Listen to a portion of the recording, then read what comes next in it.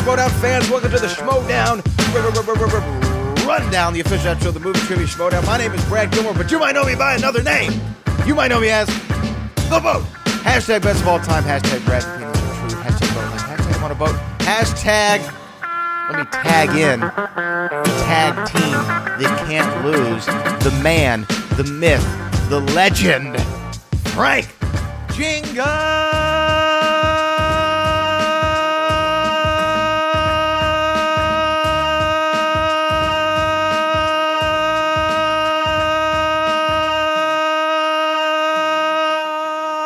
Janisch! What's going on, Frank? Whoa! What did I do to deserve that introduction? I do not know. All right. You know what the trick to a good announcement of a name is? The name has to have a lot of good vowels. Now I know everything has a vowel in it, but you have to have like the good vowels. And right placement of the vowels, you're saying. Yeah, like Jenga, like that. Yeah. Ga. You know, one of my favorite names to announce was like Ryan. So it's like Ryan. You know what I mean? Like it's just there's like a lot of good. So it's two syllables with a good vowel at the end. You know, somewhere in those last two letters, and it really makes it. It really makes it. Have you ever done a Leroy Jenkins? I don't think I've ever done Leroy Jenkins, but I'm aware of the reference. Yeah, I don't think I've ever done it. But how are you? How are you this week, man? I'm doing pretty good. Kind of a week that snowballed at the very end here, huh, Brad? I mean, we thought we were getting some. At first, a couple weeks out, we were like 2 matches, and then we find out, we're getting a live match on Thursday, and then all of a sudden Friday rolls around, and it's like, wait a minute, here's also another match you weren't expecting. We got 4 matches in 1 week. The last time I can remember covering 4 matches in 1 week was way back in that 2017 season when we had the teams tournament and the singles tournament going, and it was just matches galore. I mean, it was like 2-3 matches almost every day dropping. It was crazy time, so it brings me back to that. But you know, it's fun to see the Schmoedown kind of, it's like controlled chaos, if you will. You know, so it's been fun to kind of be a part of this week, but also a little tiring because, man, that's a lot of Schmoedown I just watched in the past couple of days. Yeah, it's a ton of Schmoedown that we've been watching, that we've been talking about, that we've been anticipating. We broke it down last week. We gave our predictions for what was going on in the Schmoedown Throwdown. At the end of this episode, we're going to have a reaction to the match, but we're going to save our full breakdown for next week. The reason why is because there's a lot going down next week, but there's only one released match, so we want to save some meat on that bone. And then you have New York coming up, which we now know Paul Oyama's opponent for New York, and we're going to get into that because there was like a lot. There are a lot of and you know what? I'm going to say this. Yeah, there's controversy. You think so? In my opinion. Oh, okay. There's massive controversy. I don't know if it's massive, but okay. I am going to, if there isn't massive controversy right now, I'm going to start the massive controversy, and we're going to get to that as well. But before we get to the Mike Kalinowski, Ben Bateman match, which would then, the winner of that would play Jeff Snyder, let's talk about this Inner Geekdom match. We had Jared Heibon, the recently wedded, I think, Jared Heibon, right? At this point, he got married. Yeah. So congratulations to Mr. Heibon, going against Chandru the Chosen. And I will say this, ever since we first saw Chandru, I've been a big fan of this guy. I really like Chandru a lot, just from his demeanor. And you know what I love most about him? Is that he always has to correct Mark Ellis. And that's what I really enjoy. It's true. Almost every match, he goes, no, it's not my turn, it's his turn. Or, no, I have more points, they need to go right now. And it's always with Mark Ellis. He corrects him every single time. It's one of my favorite things about Chandru the Chosen. Do you have the answer? Right. Of course. Like, that was a great Of course moment. I do. That's exactly. But the thing is, no matter how much he corrects Mark Ellis, no matter how confident he might be in his play, he doesn't come off like a bad guy. No, and that's what I love about him, really, is because he's having fun being... He's being that lovable smartass in a way, you know, and... Right. And it's just, because if someone's going to be in the Schmoedown, if someone's going to be throwing jabs at you, it's from a place of quote unquote malice. I mean, it's not true, but it's just for the fun of the show. And I feel like with Chandru, he's doing it for the fun of the show, but I suspect this is how he might be in real life as well. Maybe not to this degree, but a little bit. And so I kind of and I tend to agree. And I think a few months ago, I had seen him. I don't know if it was maybe for Collision, actually. I had seen him once or twice at the studio, and I think he was getting the feel for the setup and how everything operates there before he finally entered into Inner Geekdom. But I did not know that he was going to eventually play. And so I saw this kind of quiet, a little bit more reserved guy, and to be expected because he's in a new environment and he's kind of just getting a lay of the land. But to see him now be this kind of player, be this personality on the show, it was kind of like a whoa kind of moment for me. But I've enjoyed watching his matches, even if they're not the most high profile yet. I think he's brought a lot of flair and a lot of personality to his matches, and that's what makes him enjoyable as one of the rookies this year. Especially, I mean, Inner Geekdom's been crazy with rookies, but he's one of those that do stand out in a crowded field, to be honest. Inner Geekdom, it's funny you say that. Inner Geekdom is kind of like the rookie league in a lot of ways. That's where we always see the new competitors. It feels like, at least to me, like we see them in the Inner Geekdom at some point or another. But Chandru, you're right, man. He's got this lovable, I don't want to say a-hole, because he doesn't come off like an a-hole, but he's got this lovable wit, smart Alec, however you say that. That's really what he comes off as. Is Alec? I think it might be a regional thing. But I really do enjoy him. And here's my take of this match, Frank. Chandru ends up winning the entire thing. And my take on it is this. We are now seeing, and Christian Harloff pointed this out at the Collision, when he was talking about at the beginning of the show, when he was talking about, the Schmoedown is growing the same way that the UFC was growing. With these competitors who, at first in the UFC, it was like, what discipline do you know? Oh, you know karate, or you know jiu-jitsu, or you're a boxer. Okay, that's your thing, and let's match you up against a guy who knows taekwondo, or a guy who knows whatever, right? And you're just going to stick to your thing, what you know. You're not going to expand your game because it's supposed to be mixed martial arts. And then you see it grow to the sport that it is now. I think that this match was another good representation of that. Chandru came in here. This brother studies. This brother quizzes himself. He wants to make sure he knows everything that he can, and he's been very impressive the entire time. And he's been going on a little bit of a run. And then you got a guy like Jared Habon who knows a lot. I mean, this guy is a gunslinger, or as we now know in the XFL in Houston, he's a roughneck. He just goes out there and he just does it. Real clever naming there, but anyways. Oh, well, hey, did you see the other names? I mean, come on. I think we have the best logo. We have like the Renegades, the Dragons, the Vipers, the Wildcats, the Battlehawks, the Defenders. Battlehawks is a cool name, dude. You like Battlehawks? Battlehawks? Hawks are awesome, dude. Ever see like a nature documentary about hawks? They give no S, man. Yeah, we're roughnecks. Do you know what a roughneck is? Someone who works on the oil rig. All right, that's what a roughneck is. All right, it doesn't matter. Anyway, what I'm saying is, Jared Ibon's like a roughneck. He goes in there, he knows what he knows, and he's gonna slug it out. It's essentially like getting into a bar fight, and you're always the baddest guy in the bar, and this guy from out of town comes through, and he just happens to know every discipline of karate or any martial art, and he kicks your ass. And to me, Jared Ibon, even though it wasn't like a mopping up at all, I mean, he was competitive throughout, but he is a guy who I don't feel, at least not for this match in particularly, went out and studied. Because there were some key misses from him that were easy gets if you'd studied even slightly. I think we all taken a test before. We're like, hey, man, I know enough about this. I'll go ahead and do it. And then you realize you're like, oh, man, I wish I would have opened that textbook real quick. Yeah. Wish I would have opened that textbook. Sokovia chords, anybody? They're just those small things. Ryan Coogler, Ryan Coogler. There was the small ones that stuck out to me, and that showed me that, okay, maybe he's not studying as much now, and Chandru capitalized on that.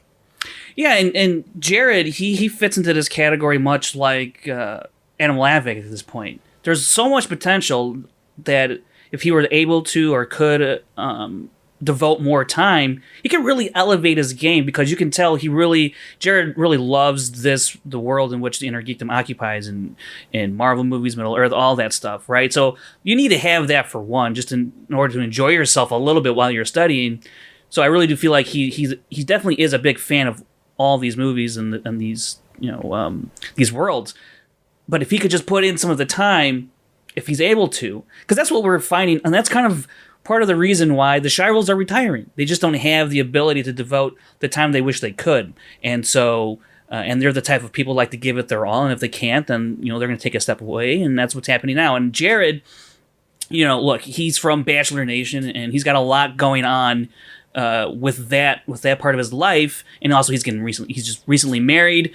At the time they were taping this, they weren't, but now he is. So he's got a whole new life starting with Ashley, his wife now. And so, how do you juggle all of that and still be a competitive trivia player nonetheless in Inner Geekdom, like the hardest, most studied division the Schmoedown has? So when I look at his performance in this match against Chandra, he had 4 in that first round, pulled up, he didn't allow a steal opportunity in the second round. So he knows how to play the game, and he has a good strategy in terms of, I don't want to give a point to this guy because he knows his stuff. If he just took there's another step he needs to take into where I really think he can really pressure some people. And I thought that when he first came into the league, when he had that fatal 5-way and he knocked out 4 people, and he performed very well in that. He had like an 80% accuracy rate. He killed it. And he was great. And I was like, wow, I mean, the competition, yes, wasn't the best, but the way he performed was what was really important, and that stuck out to me. So I said, this guy he could hang if he's serious about it. And when you saw this match, it's like, he's not as serious as he wish he could be, it looks like. And maybe, he finds some time to really go back into the study hall or what have you, and kind of buckle down there and see what he can do maybe next year. Yeah, I think he's got to go back to study hall. I think that's a good way of putting it. But now I feel like let's turn our attention to Chandru here for a second, because what is his record? Remind me what his record is now after this high bond victory, because he's put together a string. Shouldn't it be 2-1 right now, right? 2-1. Okay. He lost that first 4-way to Brandon Hanna. Then he won the triple threat, and now he's won this match. So he should be 2-1 off the top of my head. So I mean, not a bad way to start out. I mean, he I think was runner up in that fatal 4-way. So right. He's had a lot of good, impressive showings, but I still think that he's kind of got that 2-1 to me is kind of deceiving a little bit. His record's deceiving because he's good. I don't want to take anything away from Chandra the Chosen. The brother is good, but is he elite? And right now, from what I've seen from him, of course he's got 2 victories. He almost won his debut in that fatal 4-way. But is he elite? I don't know. I feel like these wins that he's had recently, they're more of they're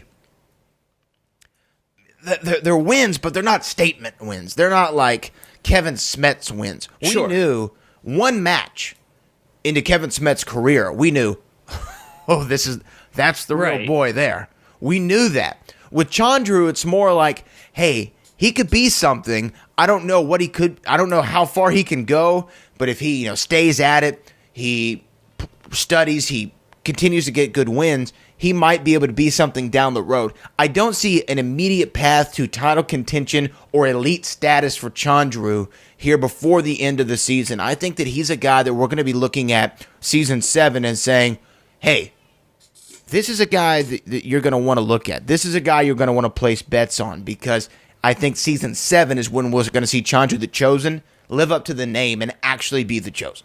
Yeah, and you bring up Smets here, and I just want to give a little comparison here between Smets, Hanna, and Dandapani. Smets in his first 2 matches, he only missed 3 questions, so he had an accuracy rate of 91%. Hanna, first 2 matches, accuracy rate of 82%. Dandapani in his first 2 matches before this one that he was answering 75%, and with this match now, he's up to 78% through 3 matches. So they're Hannah and Dandapani, they're playing really well in the 80 percentile. Smets, through their first two, he was in a 90%. So even now, with more matches under Smets' belt, he's crushing, the competition. He's crushing the trivia that's here in Inner Geekdom. And right now, he sits at 89%. Hannah and Dandapani, they're quite a ways back, relatively speaking, to Smets. So while if Smets is elite, then Hannah and Dandapani are probably a rung or two below that. So if they were to meet Smets in some kind of match, or even Mara, she might have to face one of them. We're going to see exactly where they stand, and that'll be fun to watch because Hannah and Dandapani, they're the two upcomers. And let's not forget about Chance Ellison. He's got other stuff going on, but this is a guy who's I know wants to compete in Inner Geekdom and believes he can hang. So that's another name we can't forget either. Yeah, Chance is a name that you can't forget, but it's not going to be the first one off of my tongue when you're talking about, hey, Brad, looking down the road, who you going to select as somebody who can really go out there and be an elite player in Inner Geekdom? Chandru would be a guy who if I were constructing my movie trivia Schmoedown football squad and I already had a good quarterback, but I needed somebody to be on the bench just as a backup. I'm going to use the Houston Texans here as an example. Last year, we start off with Tom Savage. We got our guy. Our guy's name is Tom Savage. And then, he's a jabron in the first game. So we're like, hey, there's this kid on the bench. His name's Deshaun Watson. Maybe he might be something. I don't know. Let's put him in the game and see. That's who Chandru the Chosen is for me. He's my Deshaun Watson. He's got to have that breakout moment. He's got to have his opportunity to come off the bench and say, look, I am here and I'm not giving up this job, but he hasn't had that performance yet. So that's why I'm not putting him in the upper rung of Inner Geekdom players. I actually put him kind of in that middle tier. You have the people who just go off what they know. Then you have the new class of almost like a Brandon Hanna. I put him more in a Brandon Hanna class than I do a Smets or a Kalinowski or a Mara or a Rachel, anyone in that upper rung. So I think this is a good win. He's got momentum. 2-1 isn't bad. I'd actually like to see a 1-on-1 with him and Brandon Hanna. That's what's happening. I'd love to see that match. Oh, that is what's happening. That's what this match was for. So yeah, that's what I'm going to say. Is I'm very excited to see Brandon Hanna and now Chandru Dandapani go mano a mano here because Chandru from that first match, he has gotten better through now 3 matches. He has gotten better each step of the way. So it's going to be interesting, and he has one more game experience. One more than Brandon Hanna, match experience more than Hanna, But Chandru's never been on a 1-on-1. Brandon Hanna has, and that was against Emily DeRose Jacobson last week. So we're going to see some, I think, an interesting dynamic between those two, and it should be a pretty good match that I hope a lot of people don't sleep on. Yeah, this is another Paulo Yama, Chance Ellison type match for me. Remember, I really built that one up as these are the gatekeepers. These are the guys who are going to be the next guys, and we got to see them at this early stage in their careers, and that's what Brandon Hanna and Chandru the Chosen is for me. So great name, actually. I like that. Oh, it's a beautiful name for him. So let's talk about something, though, speaking of Mr. Brandon Hanna. Last week, we saw John Roca, the Outlaw, extend a hand to Brandon Hanna and say, hey, brother, Ben Bateman's spoken really highly of you. I want you to come join the 5 Horsemen. Because, let's be honest, we can't have Tom Dagnino be the unofficial fifth. Right. We need somebody who can go out there and duke it, and we think that you're the guy. They're earmarking him, kind of like I was just talking about with Chandru. They wanted to earmark or red flag or franchise tag Brandon Hanna. Sure. And I thought that was a good move. And then this week, after this match, we see Robert Meyer Burnett sitting down, having a good little time, and he's talking about somebody. He's like, I really like you. I think you need to be in the family. And I think that you would be the perfect guy for the family. And he was talking all this, but he's like, hey, we got to make it official. Brother learns from Thad Williams. slides that contract over. And I will say, I did think it was Thad for a second. I thought that they were going to bring Thad on. Yeah, when I been saw good. the contract, I was like, is this Thad Williams? Is That'd been Thad going to good. start, is he going to come back out, start swinging again? Or are we going to see him and Wilhelm back in the game? Like, I didn't know what was going on. And then the reveal of Brandon Hanna joining the family. I don't know what's going on. It looks to be in a much more official capacity, if you ask me. Well, when you look, I was told by an attorney friend of mine a long time ago, Sure. your signature is the most dangerous thing you own, and it doesn't cost you anything, right? But it's the most dangerous thing that you own. And Brandon Hanna put his name on the dotted line, and typically that's pretty binding in most places. So more binding than a handshake. Definitely. And although a verbal contract is legal in the state of Texas, I'm not exactly sure about California law. So I think that Brandon Hanna's or written Schmoedown law, contract- for that matter. or Schmoedown law, I think that the written contract supersedes any handshake agreement. I would think so. But the interesting thing is, did we actually see the name written on that contract? We did not. So, Well, I mean, what is he going to say? My name is Hannah Brandon. You know, what I mean, like I don't understand. But what would be the purpose there? What would be the purpose if sure. you put a? I'm just trying to cover all angles here, Brad. And I agree. It's more than it's. I mean, what is he else going to put there? Because if you're Robert Meyer Burnett, you take a look at the contract after he signs, and you go, "That's not your name. Sign your name." Then you sign your name. So, but if Robert Meyer Burnett didn't look at the signature, I mean, I just wouldn't be surprised if that's something that comes out down the line. Because, look, Brandon Hanna is aligned with the Five Horsemen. That's what we think. That's what we thought last week. Now it comes out that he's sure of. right, and because his boy Bateman's in there, is like you said, spoken for and all that. Now he signs with the family. Who's in the family? Andrew Guy. Now, Yeah, my guy, does Andrew Brandon? Guy. Now Brandon Hanna, he had what appeared to be loyalties to Bateman of Team Action, but it looks skewed more towards Bateman.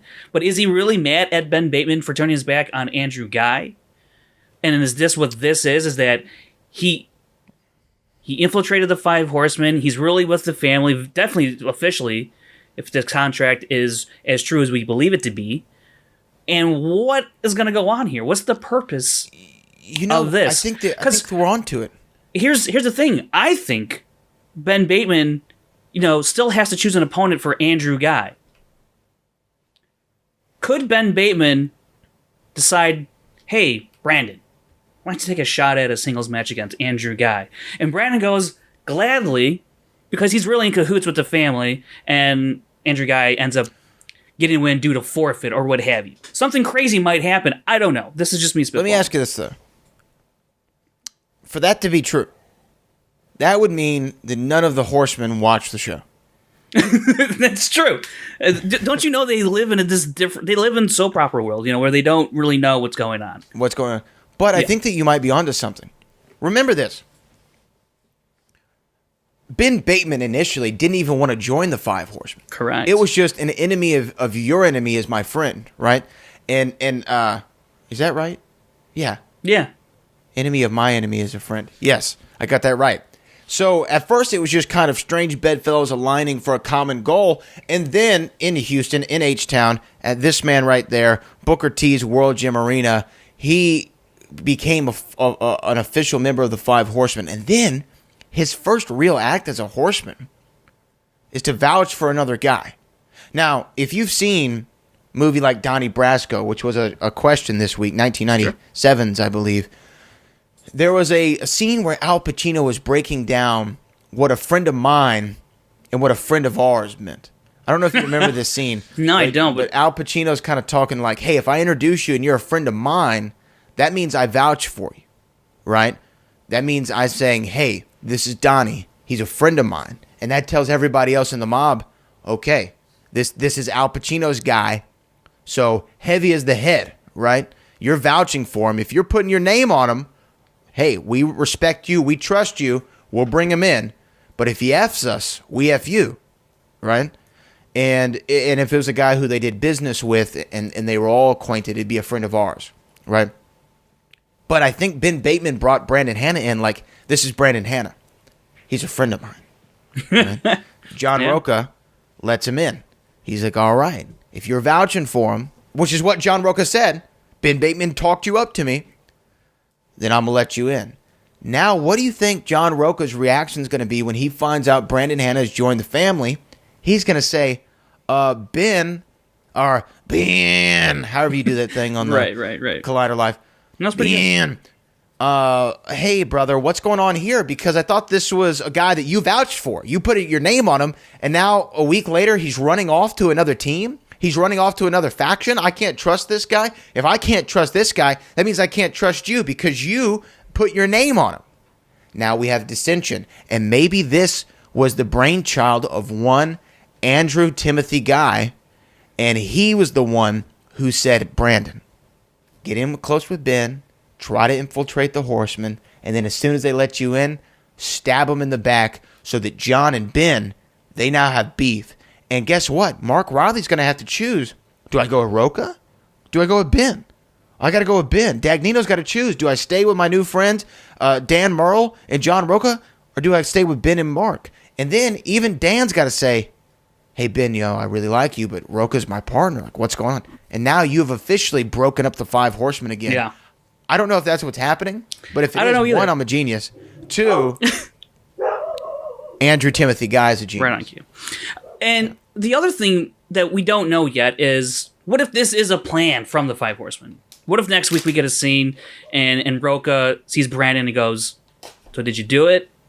And he goes, yeah. And then maybe they're the ones that are being nefarious. I don't know. But it's going to be interesting to see how this plays out for the rest of the year. Yeah, I don't know where it's going. I really like my idea, but I've fallen in love with my ideas before. Yeah. And they never happen.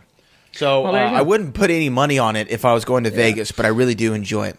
But let's talk about these other two matches from this week. Let's talk first with the aforementioned Ben Bateman and Mike Kalinowski.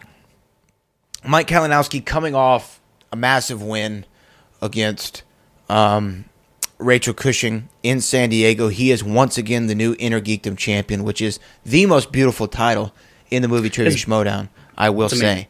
It's so. Have you seen it in person yet, Frank? I have. I've seen them all in person, yeah. Right? Have I? I believe I have.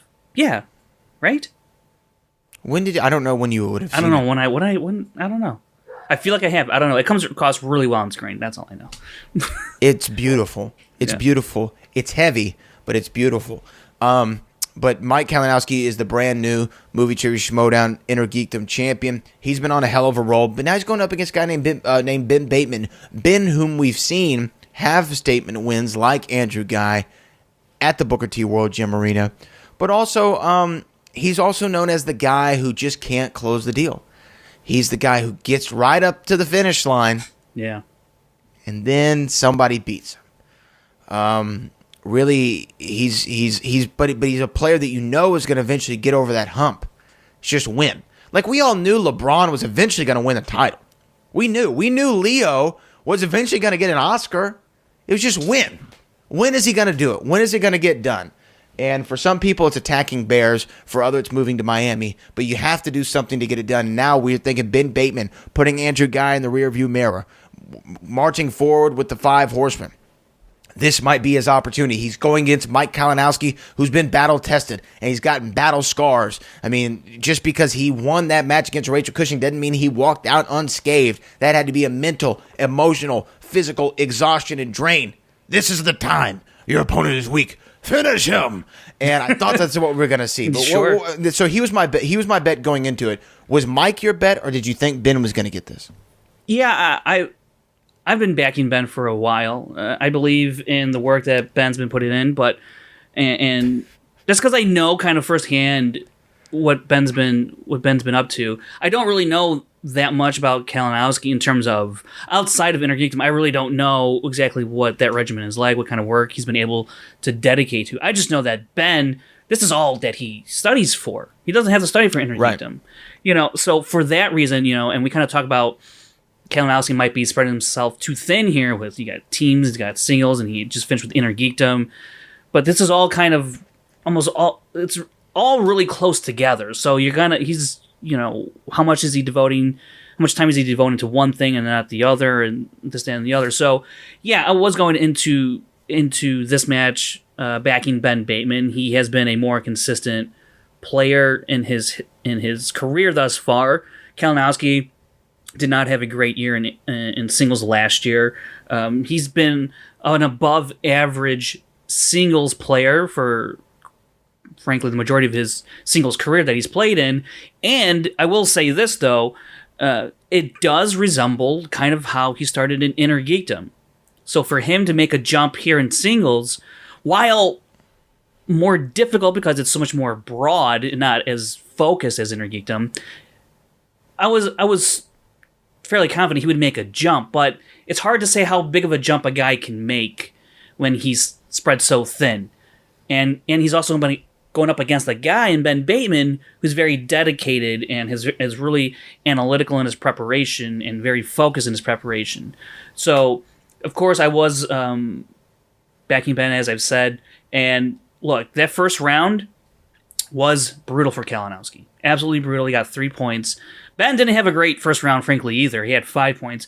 I know he's not happy about that. I don't even have to talk about it. He's not. He thinks he's a 7-8 point player in the first round, and he's shown that he can be. It just didn't work out for him in this sense, because if he had done that, I don't know if it would have been the difference ultimately. There's other things that come into play here, but I think it would have helped for sure.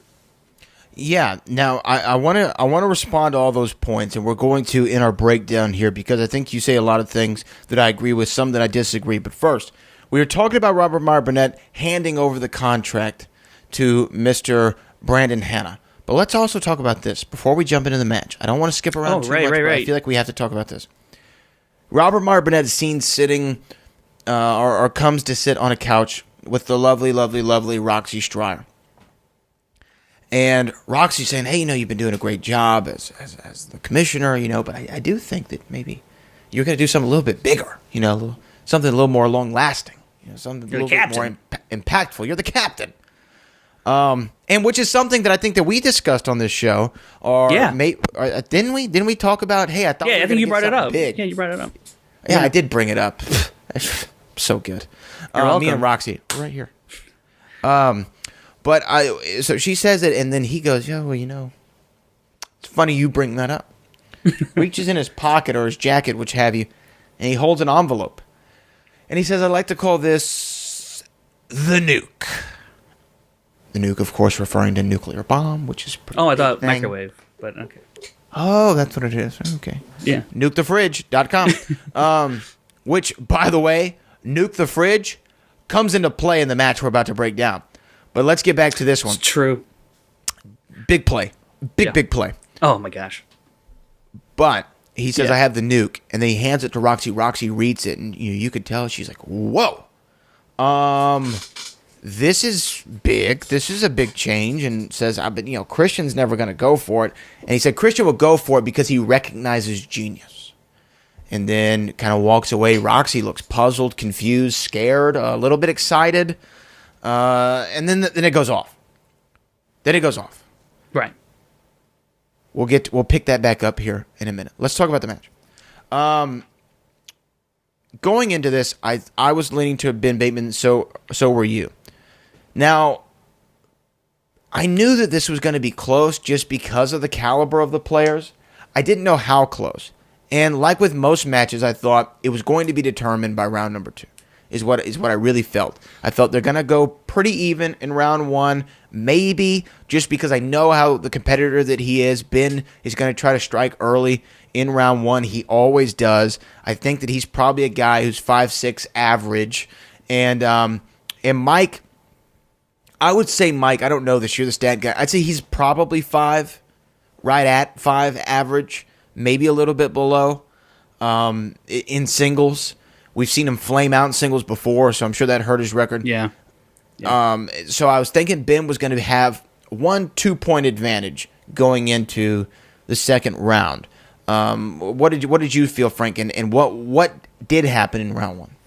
I mean, I was really, really curious about this round 1 from Mike, because he has been on a tear in teams. He's had back-to-back perfect first rounds in teams, and he's been on a tear, and it's hard to sustain that level of play. And I always go back to Drew McWeeny in that 2017 tournament season. He had back-to-back perfect first rounds, couldn't do it for a third match in a row, and he kind of came back down to life. And singles has always been rough for him for whatever reason. In the first round, he's always around like 6, whereas in like teams, Drew McWeny's always flirting with perfect rounds seemingly every time he's out there, especially when he was with Above the Line. So I didn't know if being at that desk, I really don't know. And we would really need to get some insight from other players about. And I think we've asked about this, but I think now that the league has evolved, we need to kind of re-ask this again about when you're sitting at that table with your teammate in that first round. Is there a different kind of calm? Is there a different kind of presence for themselves as opposed to when they sit at that desk all by themselves across from that one opponent? Because it's baffling to me that a player like Drew McWeeny can be one of the all-time greats in team first rounds, but when it comes to singles, he doesn't even crack the top 10.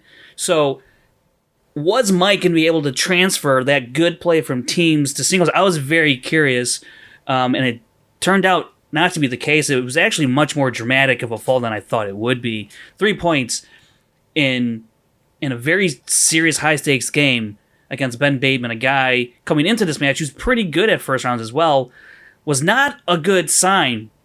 But being the battle-tested player that Kalinowski has been this whole season, it didn't deter him. It didn't derail him completely 100%. And I think you have to attribute that to everything he's been through thus far this year. Yeah, no, I think that is attributable to everything that we've seen him. But let's talk about really where this match started to kind of really get into the love-making stage, I will say. I don't have a better term for it. You know, Jesus, it got real sensual. Went? That's where I went with it. You know what I mean? Wow. I'm sticking to it. It got real sensual in round number 2. The reason it got sensual, I got to see. Did your girlfriend have a good birthday? Your girlfriend have a good birthday? She had a great birthday. Okay, moving on. Phenomenal. But I say love-making stage because we got to see the moves and the curvature of the brand new wheel. Doing? The brand the wheel. Yeah. It was round the way that I like it. You know what I mean? Okay. And and we saw a brand new wheel. Now, they shouted out Chris Kalinowski in the wheel. Did he create this wheel? Do we know? I think he set him up with a guy who did create it. Because I remember seeing, this is a while back where I actually saw some pictures of it being made. And so it's been in the works for quite a while. And they finally got that. I don't know if the guy was actually in that St. Louis area, Missouri, somewhere in Missouri, but eventually got it out to that studio. So I will say, it looks, I don't know, because they said the word welded. Does that mean like it's pretty heavy? I don't know. I would think that it's heavy and it looks metal. It looks metal. And Christian did say it sounds like a garbage truck is coming down my block in the morning. Yes. So it sounded like do-do, do-do, do-do, do-do, do-do. Because that little ticker or the little peg that, what do you call it? The stopper? I don't know. Stopper? It's the stopper, right? That thing looks, I don't know. Looks heavy duty. Yeah. That That thing looked like it could survive a nuclear blast. It really does. You know, I mean, it was heavy.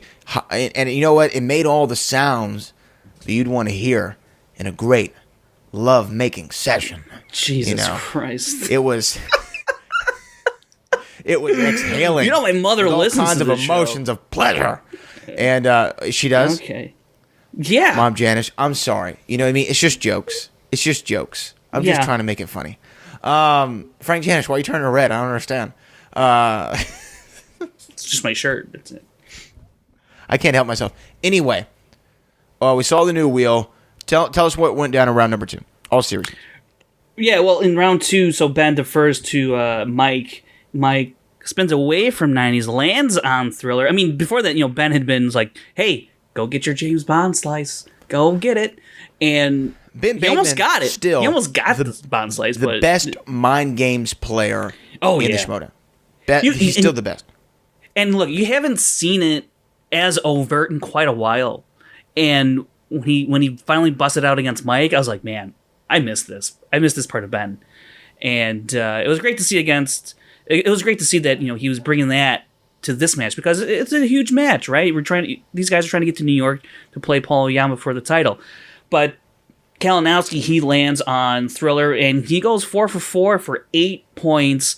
I don't think that's something Ben was anticipating without him landing on something like Bond. I don't think he anticipated Kalinowski.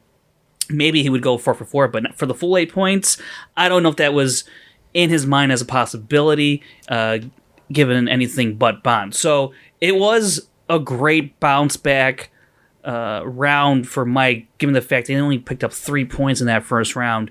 So the wheel appeared to be kind. And Christian also pointed out that Kalinowski is also the first player to spin this wheel, much like he was the first player to spin the last wheel that we had. So crazy. Little interesting stat there. Yeah, good trivia question. For the people who still do the movie trivia, Schmoedown trivia, Schmoedown trivia. What is it? Movie trivia. The trivia. Trivia show trivia. That's a good question. But I want to say this, because he was antagonizing Mr. Mike Kalinowski, wanting him to spin James Bond, when I don't think he really wanted him to spin James Bond.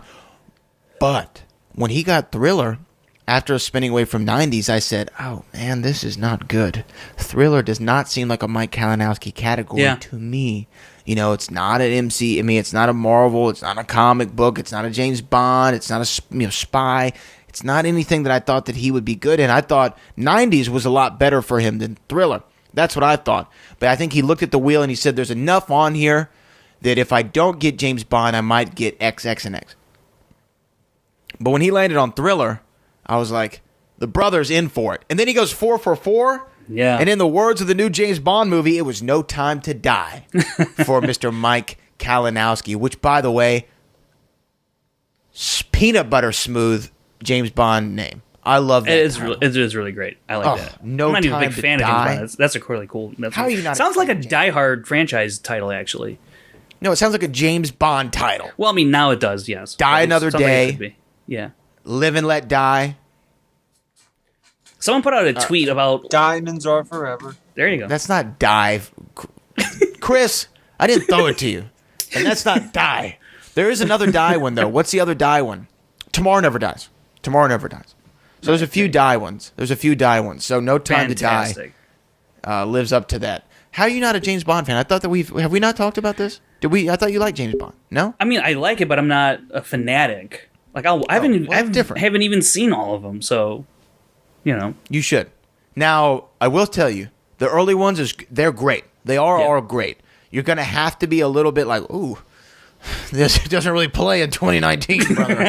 I'm a big fan of Casino Royale. Holy crap, I love that movie. Now you should see there's 2 other versions of Casino Royale. There's 2 other versions. There's an American version from the 50s, and then there's the Woody Allen version. Right, that's like the unauthorized version, or isn't it an authorized version? Yeah, really weird. Right? Really weird movie.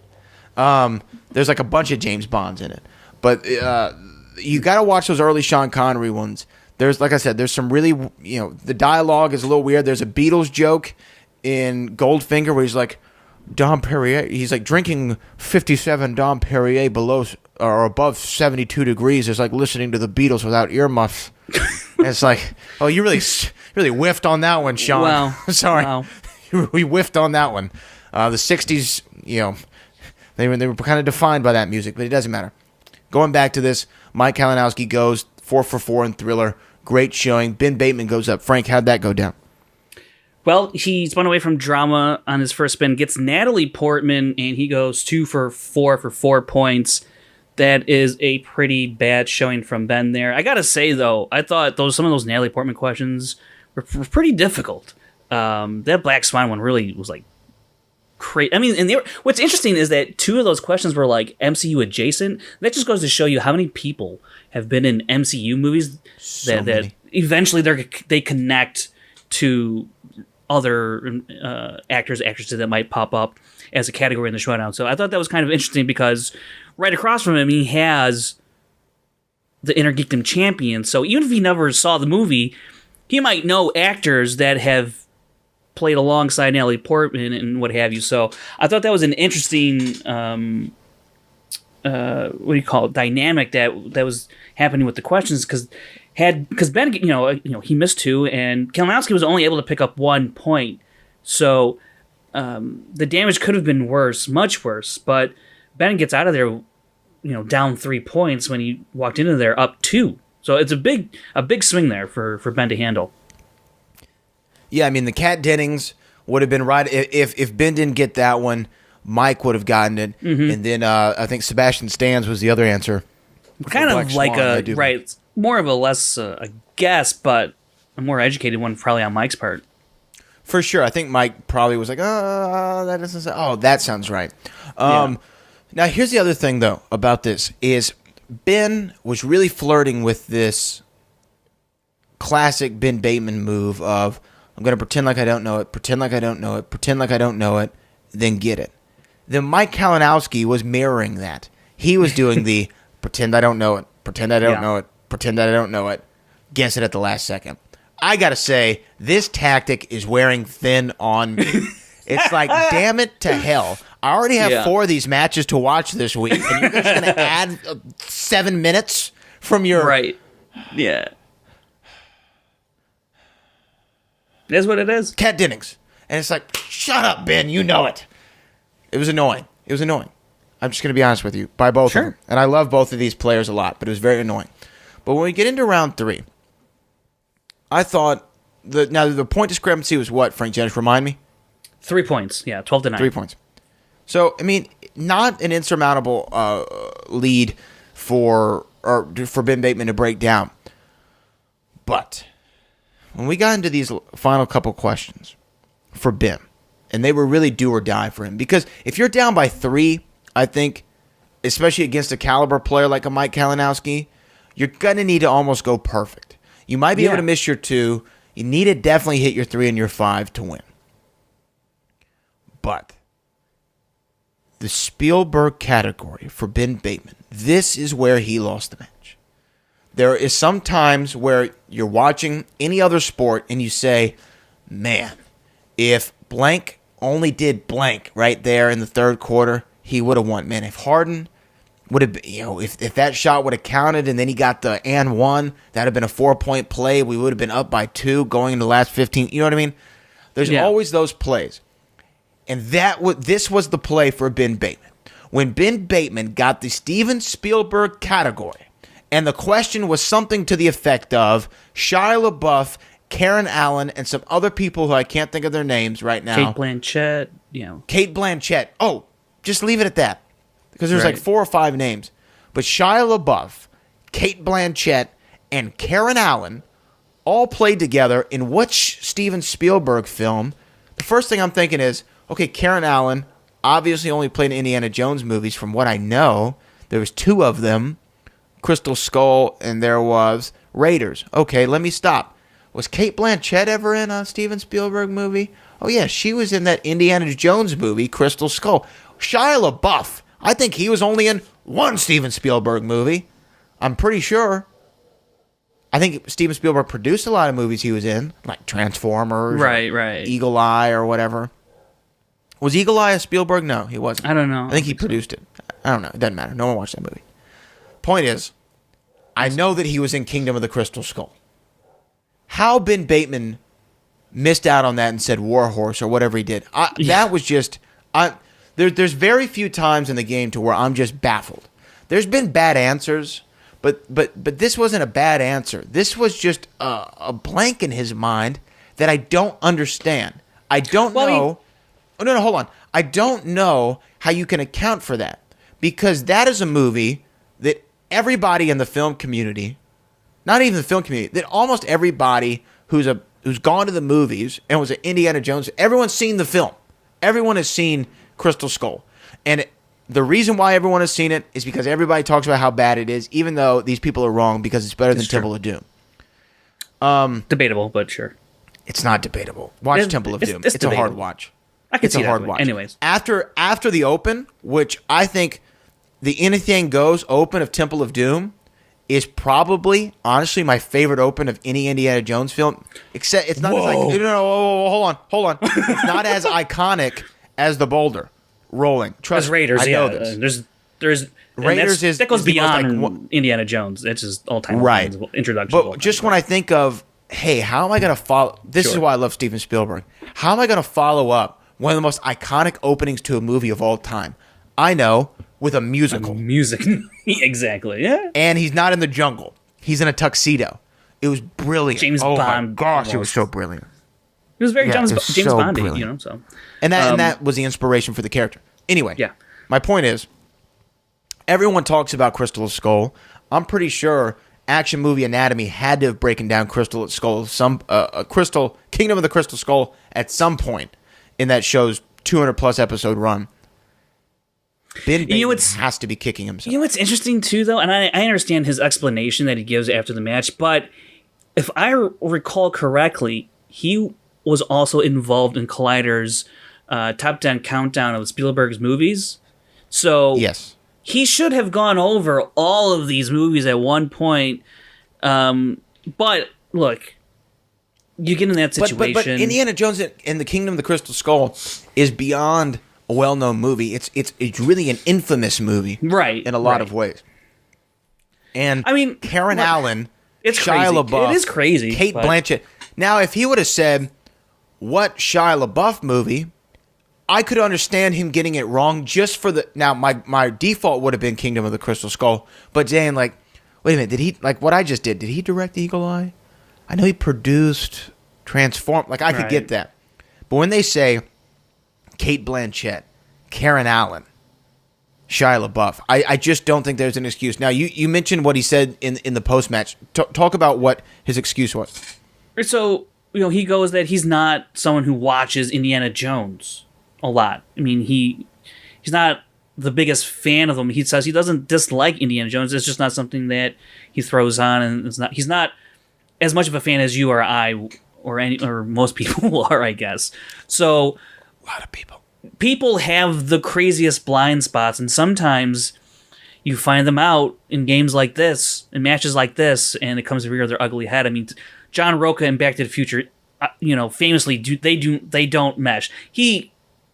I think he actually doesn't like the movies as much, and that's not the same as Ben, where he's just not. He doesn't have an opinion, I guess, on Raiders, from what I gathered, or Indiana Jones as a whole. So he doesn't hate it, but it's just not his thing. And okay, that's fine. However, it's Steven Spielberg, and it's one of the most iconic franchises of all time. So it is. I understand his reasoning, but at the same time, if you're in this kind of competition, you should probably dot that I and cross that T. It was very, very shocking that he got that one wrong. Now, the Lion, Witch, and the Wardrobe question, getting the Turkish Delights right, phenomenal. Mm-hmm. I thought he was toast, reading that honestly. book. I thought he was toast too, but I remember reading that book when I was in grade school, and Turkish Delight sounded like the greatest thing ever. Then I had one, and I was like, not what it was cracked up to be. Mike Kalinowski, though, ends up pulling out the victory in the last, I think it was the last question, right? It came down to the last question. Yeah. For Mike Kalinowski. Yeah. And he hits his 5-pointer. Jubilation goes everywhere. Mike continues to be on this killer roll. He improves his record to 6-4. Ben Bateman now goes to 5-5, which is kind of shocking that Ben Bateman is a 500 player in singles. It's really shocking. Yeah, I mean, because this is a guy who puts in so much work, and you would think that he'd be above that threshold by now. He's had more success, obviously, in teams. Hasn't reached the mountaintop, but has had more success. And for whatever reason, that success just isn't transferring over as well to the singles. But, I kind of liken him to, I don't know if he's Peyton Manning or John Elway, but one of these days, I think he's going to reach that mountaintop. I got to believe it's going to happen one of these days. But I believe but at the same time, I go, man, this league is evolving at a rapid pace. And is he able to keep up with the change? I don't know. Hopefully it doesn't... Are you saying that there's a chance that Ben Bateman will be mentioned in the same breath as guys like Allen Iverson Charles Barkley, Patrick Ewing, Karl Malone, Patrick Ewing, it's possible. Tracy McGrady, Yao Ming. Yeah, It's possible, man. It'd be really crazy if possible. brother I don't know. Ben Bateman doesn't do it. I think though, Frank, I mean the window is closing. And I don't want to alert Ben Bateman. I love Ben Bateman. For singles, we're talking about strictly. For singles, strictly. The window is closing. You can only get right there at the door so many times and knock right on it without being granted access. And I think that even after a while, think about it. If you keep trying and trying and trying and you're almost there every time, by the third time or the fourth time, you're just like, I don't have it in me. Yeah. I don't have it in me to keep going right now. You know, I don't have it in me to go with these killer matches or study my ass off. The window's closing. I'm not saying it's closed. It's closing. Let's talk about Mike, though. Because we thought, hey, Mike Kalinowski continues his run. Pretty big battle there with Ben Bateman. It's a wrap. Rapido. We're putting a bow on it. We're done. Then Robert Meyer Burnett says, not so much. Yeah. We got to know who's going to face Paul Oyama. I don't have much longer here. Right. So let's do it right now. You and Jeff Snyder.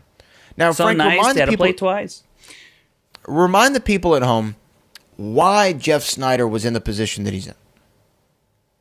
Well, he had that previous win over Mark Riley. That was his last win, and so here we are. This is kind of. Did you? Let me ask you this. Do you think Jeff Snyder deserves to be in the position that he was in? I guess. I mean, I haven't really thought about why he wouldn't be. You have a reason why he shouldn't be? No. I'm just asking. I'm asking. Like, should Mike have been the one to have to battle through, do the double header, as opposed? Because I'm just thinking about momentum and big wins as of late, which is what I'm always about. I'm about momentum and I'm about big wins. And no one has been on a better roll than Mike Kalinowski as of late. I felt like to have him go back to back so quick was a little unfair. I mean, are you talking about that, or are you talking about? I'm talking about both. Snyder. Okay, I'm talking about both. So the thing with Snyder is he was a higher ranked player, and he beat a higher ranked player in Mark Riley. So that's going to put him near the top. So he has a right to have that shorter road. Mike Kalinowski, before this year, his last match, I believe, was that triple threat match. And he didn't play after that. It was a number one contender triple threat match with JT and Rachel. That didn't go at all well. And then to come back into singles, he had to play Janine. He played Janine, beat her, and now he found himself in a position to go fight for the title. And there's various reasons why the positions change in the rankings, this, that, and the other, who's available, whatnot. But this was the scenario that was laid out before him and Snyder. And I didn't have to scratch my head about it. I didn't think anything was amiss per se.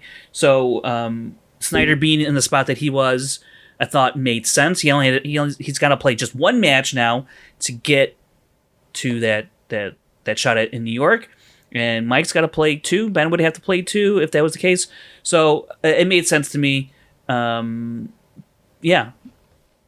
Okay, I was just gauging your opinion because I forgot before I asked the question. I forgot about the Mark Riley win, so I kind of take back my train of thought on that. I forgot about the Mark Riley win. Honestly, here's the funny thing. Win.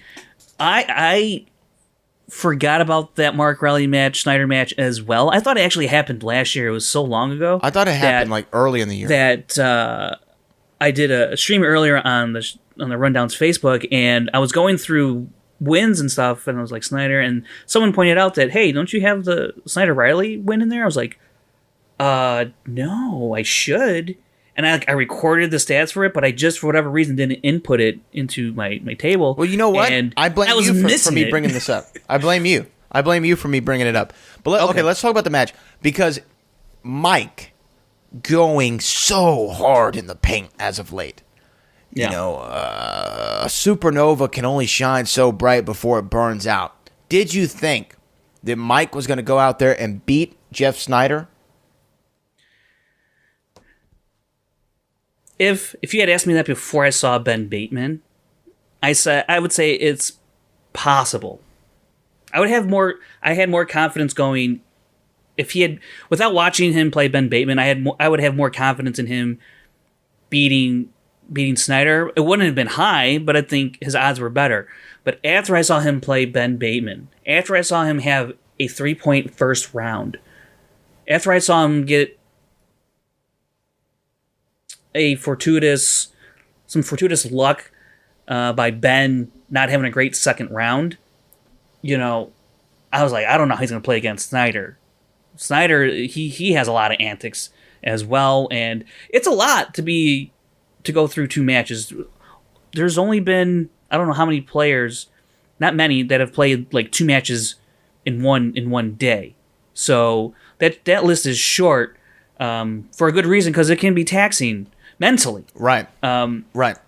So that's tough. That's a tough. And then you're going up against Snyder, who is very, I think he's underrated.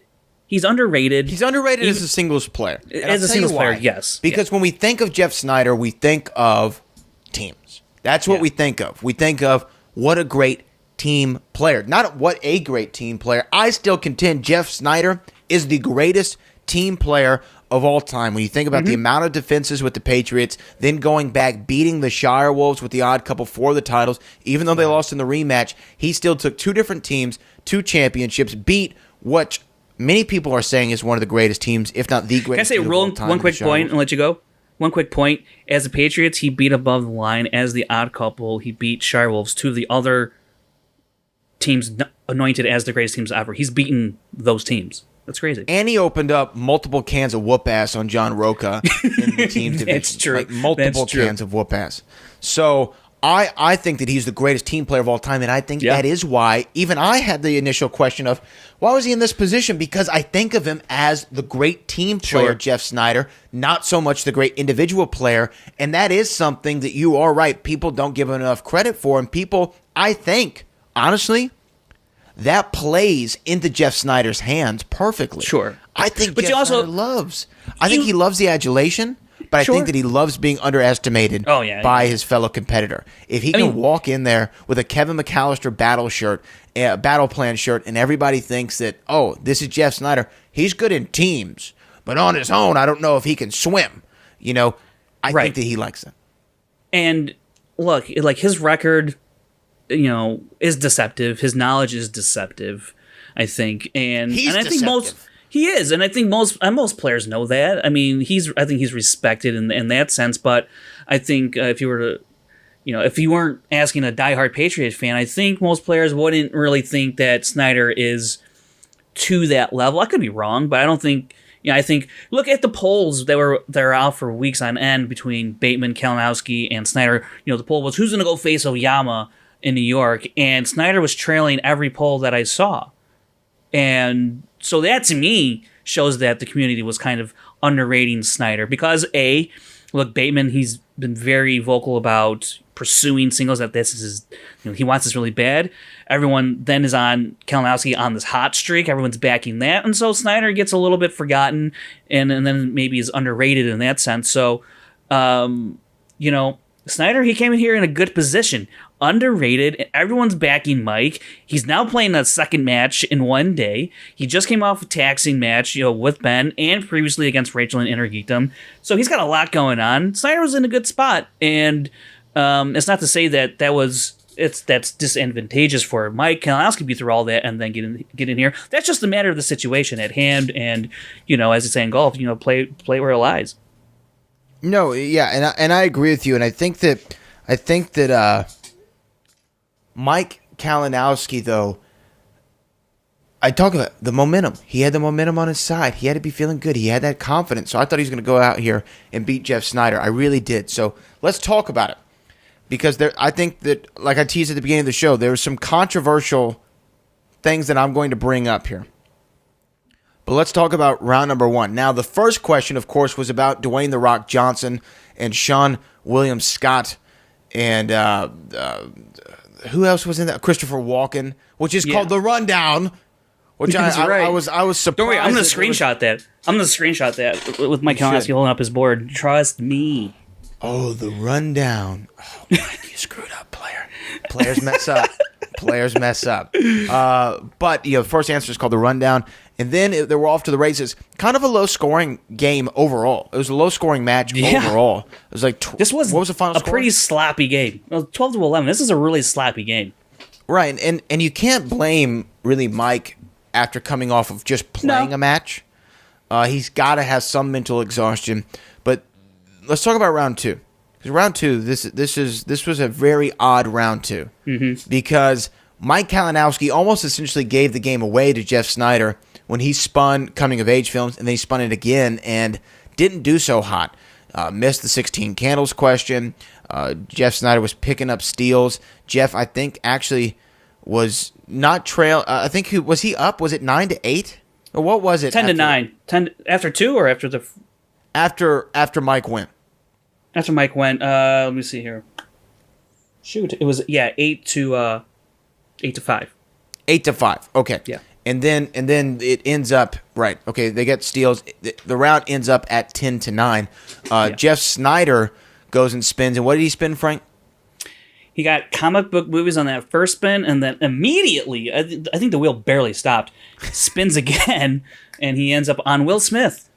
Yes, he ends up on Will Smith, and surprisingly, he doesn't do so well at all at Will Smith. Of course, the David Cross question was the one that Mike Kalinowski was able to pick up, which was the Men in Black question. There's a few other ones that he wasn't sure. The Shark's Tale question. Yeah. Mike Kalinowski was actually really close. I think he said Meg Ryan, Renee Zellweger. Somewhat interchangeable. I mean, He was like that a lot. Somewhat interchangeable. He was like Yeah, that a he lot was. across these two matches, and that's where I go, this guy stretched too thin because he's like right there. And if he is maybe in a proper mindset with ample time between matches or what have you, or if he was just focusing on one thing, would he be able to come up with these answers? I don't know. It's a thing to think about. It is a thing to think about. And here's the other thing, though, is Jeff Snyder, do you think this was a smart move or a bad move when he said at that Shark's Tale question, I'm not going to go to multiple choice, and I know I'm risking only a 1-point advantage going into round 3, but he's going to take a shot in the dark anyway. Good, bad? I think it was a great move on his part, to tell you the truth, because it seems like Mike could really has a great mind in terms of whittling it down. I mean, if Snyder misses, now he's only got to think of he's 1 of 3, right? So his odds are even better now. And I think Snyder took a very calculated move there, and it paid off. And had it not, well, then you're tied. But he's still the favorite, so he's going to go ahead. And so Mike will have to go ahead in the third round first, anyways. So he would somewhat have advantage there, but I think it was a good move on his part that worked out, and you as a veteran of the game, you go, look, I'm gonna risk this one. So now we go into the third round. They both get their 2-point questions, so it goes back to Mike Kalinowski to hit his 3 because Jeff Snyder's up by 1, and then he gets a question that I have some issues with. I have some issues with this question. On whose question? Mike's. His 3-pointer. Okay. The 3-pointer is where the whole game shifted. And this question right here, it was in 2010s, I believe, was the category. It was a question about Ted. This was the question that changed the outcome of the game. And I have some issues with it. So, Frank, I know you have the question pulled up. Let's read the exact wording of the question, and then I'm going to tell you what I have wrong with it. So before I read it, I just want to say that the question is said completely before Mike even says anything. And here's the question. In the 2012 film Ted, John and Ted get to meet the actor who plays the lead in their favorite film, which is what? And then Mike goes. Right. So, now, obviously, they're asking for the name of the film. I understand Correct. Yeah. I understand that. But the way the question is worded is not good. It is not a good question. the way that it is worded. And I'm not trying because to it asks you to listen. I'll give you that. It asks you to really listen. Well, here's the thing, though. Here's the thing. No. Every question asks you to listen. That goes without saying. But the way that most questions are worded in the movie Trivia Schmoedown is, hey, Ted goes to hang out with Sam Jones, who is the star of their favorite film, which is what? They give you more context clues. This one, when you start to read it, you're thinking it's going to ask you who the actor is, and then it swerves you at the end and says which was what, not which was who, which was what. I mean, it's very easily, and I think that had they said they got to hang out with Sam Jones, who starred in their favorite film, name the film, or what was the name of the film, that is different. This, though, is setting you up for failure, in my opinion. And the reason why they don't say starring Sam Jones is because it's a dead giveaway to what the movie's going to be. And I get that. So you don't write the question. Don't even have the question unless the question was, in Ted, what was Mark Wahlberg and Ted's favorite movie? That is a more fair question than the way that this question was worded. I think that the way the question was worded was very, very bad, and it was what cost Mike Kalinowski the game. Hey, look, I don't have a problem with this. I don't have a problem with this question. Jeff Snyder apparently knew the answer when he heard the question. You could tell. I will. You might have more of a case if this was a 2-pointer where they're supposed to be somewhat relatively easy. A 3-pointer, the level's supposed to go up a little bit, right? So I don't have a problem with the way. I mean, it's not a hard question, though. It's not. And look. But the question is worded in the worst way that it could possibly be worded. But you know what Mike didn't do? He didn't use a JTE rule. That's what he didn't do. You know what he did? He didn't take the time to relax, listen to it, and answer it. Because he knew the answer.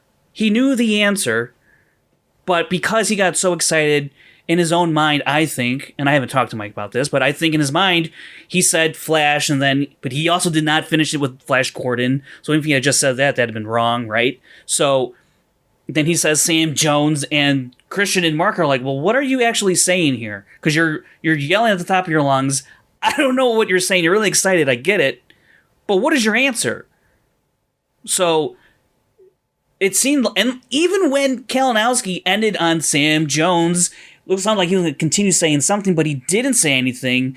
Like he's waiting for them to say he's correct. I don't know. And it was a very awkward way to end his quote-unquote answer at that time. Then he's asked, what's your final answer? He says Sam Jones, and look at Ken's came out there with a whiteboard saying he's the best manager of all time. You know what a manager would have done? Said, yo, Kalinowski, slow down, ask for the repeat so we can get this right, and then get your points.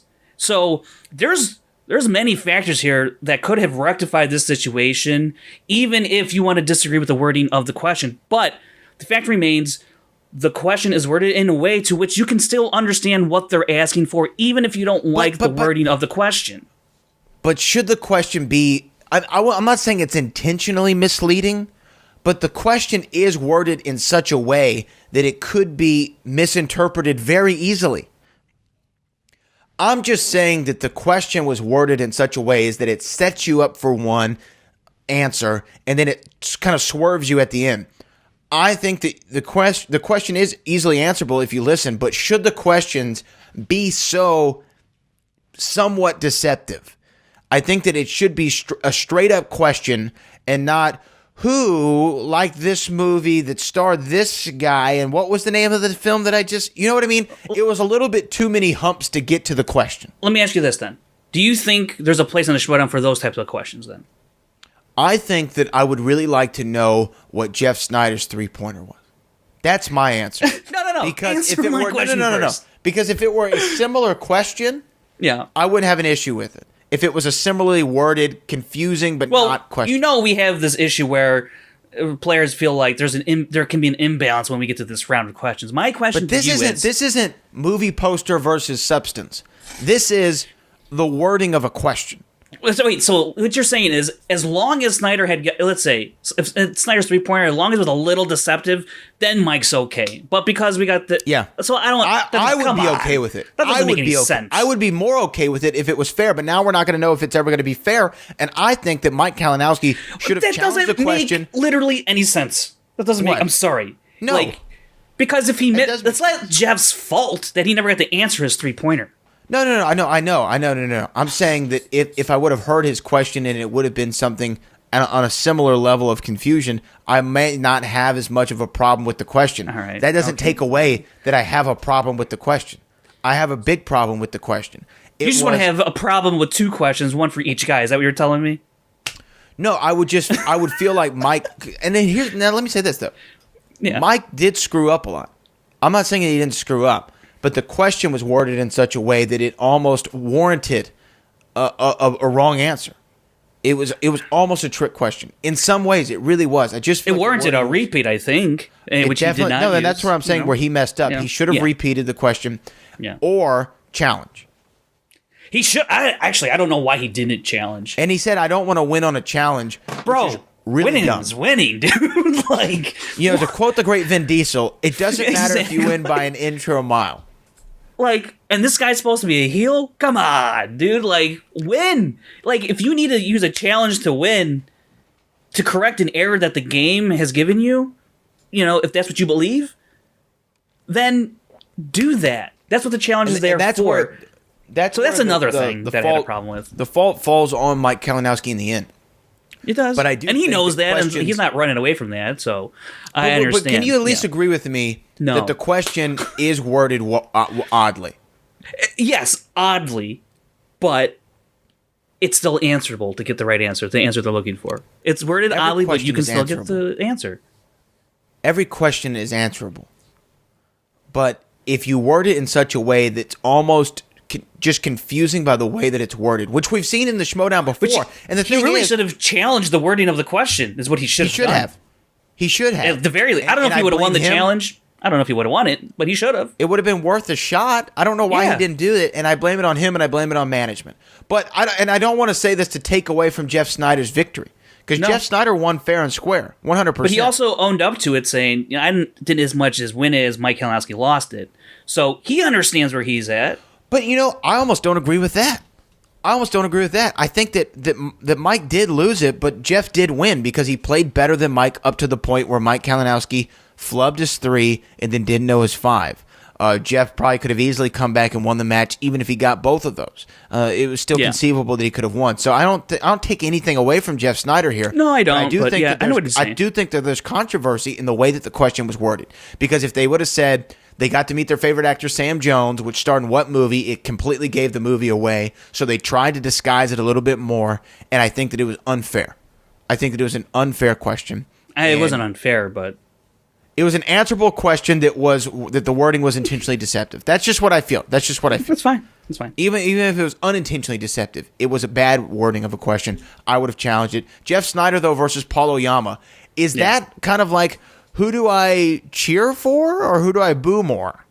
It's a good question. I'll tell you this, though, and Christian was right when he said this at the end of the match. If Jeff Snyder plays like that against Paul, the dude's going to get smoked. He's going to get smoked like a Thanksgiving Day turkey. And look, let me say this other thing, too, about Mike, because we're talking about this, full disclosure, we're talking about this before the team title match happened. So we don't know it right now. We don't know. And it's interesting because, look, these two matches were, in fact, obviously filmed before this title match. So we have to take that into some kind of consideration in terms of how Mike might be feeling going into this title match, how he might play. And look, between two matches, Mike answered 59% of his questions in 2 matches. Yep. Not great. However, with that said, has he gotten that bad play all out of the way to play really great against the Shirelles? I don't know. I don't know. Practice makes perfect only if you practice perfect. Does that bad loss sit with him still? I don't know. Between Jeff Snyder, is that still in the back of his mind? But if you saw his post-match interview, he wasn't. I mean, he was upset, but he took it on the chin like a man. which Right. I appreciate. I would have been raising a big stink. I'm raising a bigger stink about it than Mike Kalinowski was. Definitely. I'm just kind of surprised about I it. hated the wording of the question. Sure. I hated it. You're probably not the only one. We'll find out definitely in the comments. So We'll see the comments below. Hey, just if you agree with me that the question was just worded weirdly, just a weirdly worded agree question. with you on that. Frank Janisch, know your role and shut your mouth. I'm talking to the people. If you agree with me that the question was worded oddly, boat emoji in the comments. That's all I want to see. I just want to see a boat emoji in the comments. That's all I want to see. But Frank, I feel like Paul Oyama, even in this live environment, I think the guys, I don't want to bet against Jeff. I really don't, because he's proven me wrong in live events before. He proved me wrong before in live events. I thought that Who's the Boss was going to get that one, hook, line, and sinker. I thought that they were going to do it. But Paul Oyama, 5-0, won the title, beat Dan Murrell, can't feel any better about himself than he does now. Super cocky, super confident. Jay and Roxy seem to think that that's going to hurt him long-term in the league. So much early success.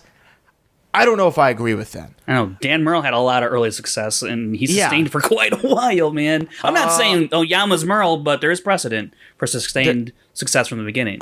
Yes. So I disagree with what they said there. And I just got to think that smart money's on Paul Oyama. Yeah, and it's based on how Snyder played here. And look, I will say that I think going into New York at that match, Paul is going to be ahead through those first two rounds. Snyder's only true shot, I think, at this match is in the betting round and speed round. I think he's got to dominate that speed round. I don't know if he can do it, but those are the only areas, mostly the speed round, the only areas where you can shut out your opponent and make up lost ground in a hurry. That's the only time that I think that he's going to have a real good shot, because let's say that betting round, I think they're both going to bet 3, and I think they'll either both get it right or they'll both get it wrong. I think it's be one of those kind of questions. So it's going to erase that. The real thing is going to come down to the speed round. Can Paul Oyama fend off Jeff Snyder coming up, late there in the stretch to try and pull ahead? And because once you get in that final round with the lead, if you have that lead, look, anything can happen in the 5 round, but how big will the deficit be? How big will the lead be? And I think it's going to be a hell of a match. I think it's going to be a very up and down match. It's going to be a tale of kind of two halves there, I think. First half of that match is going to be all Oyama, and that the back end might be Snyder making a run for it, but will it be enough? I do not know. We will find out. But what we're going to do, we're going to put the ... on this episode right now. We're going to put the ellipses. I think that's what it's called. Yeah, an ellipsis. ... ellipsis. We're going to put it there right now because we're going to have a live reaction to the Schmoedown Throwdown for the team championship, Shire Wolf's final match. We're going to have a live reaction to it. So if you want to end the episode right now because you haven't seen that match, because you don't have access to the Patreon, hey guys, thanks for checking out the Schmoedown Rundown. Follow me on all social media at Brad Gilmore, Frankie J29, Chris Clark, 8788. Those numbers mean nothing. I am the boat. You can stop the episode right now, and we'll see you next week. But for all the other people who have access or just don't care about getting spoiled and want to hear our live reactions, ...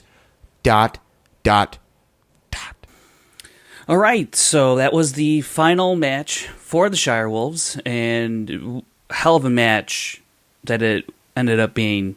I wasn't too surprised that they were behind round 1 and round 2. I was a little surprised that they didn't bet 3 right there in the betting round. And then the speed round went kind of how I thought it would go. Again, in the pre-match live stream we did on the Facebook group, I really thought it was going to kind of come down to Rachel versus kind of Chance kind of thing, and that's sort of how it started and how it kind of went, especially there in the speed round. That really came to a head between Rachel and Chance, which was interesting to see, fun to watch. And then obviously that final round. Actually, before we get to that, the fact that Corruption spun Bond in this situation is just insane to me. They haven't relied on Bond throughout this entire run, and then all of a sudden, it shows up here of all matches, right? Of course it would. But that fifth round, Chance looked bewildered from the get-go on his two-pointer. Interesting he didn't go for a repeat, but he put out what he thought might be an answer. There was some confusion there. I thought for a hot second we were going to have a major controversy on hand, and this would kind of sour the match, but that wasn't really the case. Just kind of, you want to point towards inexperience on Chance's part in terms of how he handled that whole situation, perhaps. But I thought, holy crap, we could start to see the unraveling here. And it's just a 2-pointer, and who knows what this 3-pointer is going to be. And then Mike gets his, and it's in Pixar, and you just go, oh boy, it's happening. It's happening. They should have flipped, right? They should have flipped. Pixar, we know, is a super strength of Chance, and had the roles been reversed, at the time, I wouldn't have known if Mike would have gotten that Gene Kelly question correct. But I do know that Chance would have definitely gotten that Pixar question correct, and then, we don't have the kind of dramatics that we have at the end here, but they do get their 5, and of course it goes back to the Shire Wolves, and now their fate is in their own hands, which is a situation that didn't look like it was going to be the case headed into that round, because they were down, I don't know off the top of my head, 4, right? I think they were down 4, and so to be in that position, to win it, and to go out on top like that is probably more than they could have asked for at that point, because they were trailing pretty much the entire match. Trailing after that first round, and then Chance with that perfect first round. Then it's followed up by the perfect second round in Bond. Then they got that betting question correct, and they went 3 for 3 in the speed round. And then they went 0 for 2 in their first 2 final round, got that 5, and that was enough. That was enough. But going into the Shire Wolves' last match against the Odd Couple, I was personally pretty nervous for them. But I wasn't really nervous for them going into once the match started. I think I was a little nervous in the lead up, but as the match started and as it went on, I wasn't really that nervous. I had faith that they could win. It wasn't like, oh, they're going to lose this, even after the first round. I mean, I was like that a little bit after Corruption got Bond and they went that perfect round, because I knew that if they were going to try and put any dent in that lead, that hopefully Corruption wouldn't go perfect. They would maybe drop a couple points here or there. I mean, they did go to multiple choice once, but I thought for sure maybe if they got 9 or 10 points, then the Shire Wolves could somehow tie it up or put a dent into that lead. But when that didn't happen, kind of figured the rest of the match was going to go the way that it went, aside from what almost would have been a monumental choke job by Corruption there. That didn't happen, luckily for them. But, it was a great match for them to at least have that opportunity. I think I would not have thought that after the third round, or even after that speed round. I didn't think they'd be in that position, thought they'd be chasing the whole way. Instead, it turned out that they were in prime position to win it, but they didn't, and Corruption's the new champions, and they've been on a hell of a run. Mike's been on a hell of a run, but as we all know by now, Mikey 3 belts is just 2 belts for now. He's got that whole tournament thing coming up, and we'll see what he can do there. But in terms of the Shire Wolves, they are the greatest team of all time, in my estimation, and I know many others. And that this match was not going to change that for me. It wasn't, if they beat Corruption, then it's for sure. It was already for sure, if that's a thing. For me, this is, their legacy was already cemented, and this loss does not take away anything from that. If anything, this can start the legacy of Corruption, potentially. They've won it, now they're going to have to go defend it, But as much as this is an end to the reign of the Shirewolves, it is a beginning, a new beginning for the Schmoedown, at least the teams division, going forward, as Corruption is the first Anarchy team to... that's not correct. Odd Couple. Duh. But there's been no more dominant Anarchy team. When you compare them to Odd Couple, they're a much stronger team. But we'll see what happens from here. The Shirewolves, like I said, are the greatest of all time. They will always be the greatest of all time. It's going to take a tall order to dethrone that. And I don't foresee that happening anytime soon. I don't know. We'll see what Corruption can do. Because I'll tell you one thing.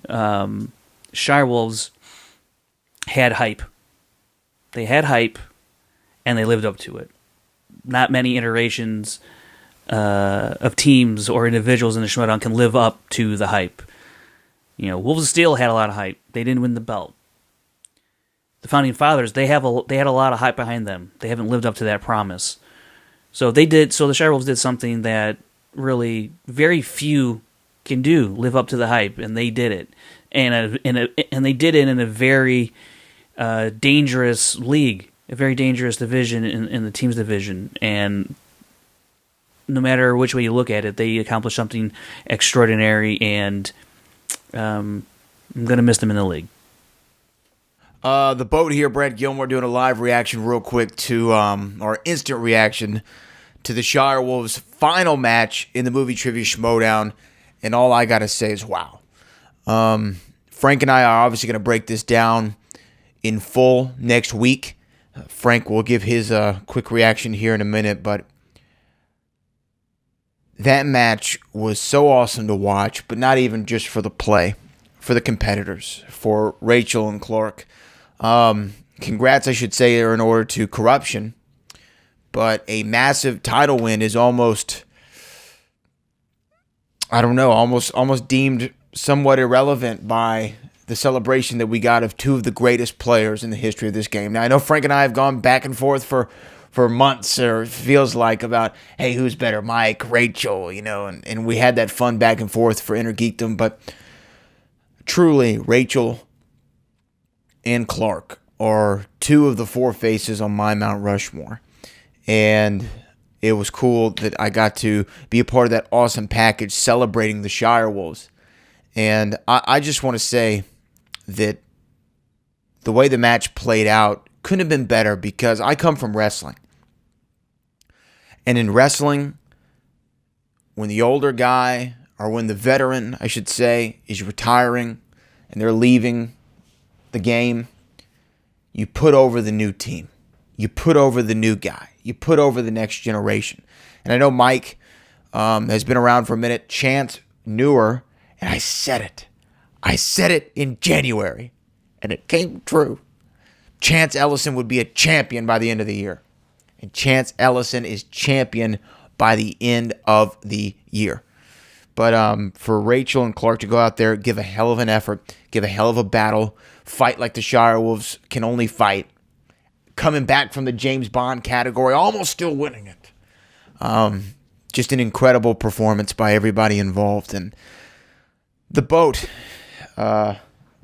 tips his cap to Rachel and Clark. Y'all are the true boats. I have this silly acronym, the boat, best of all time.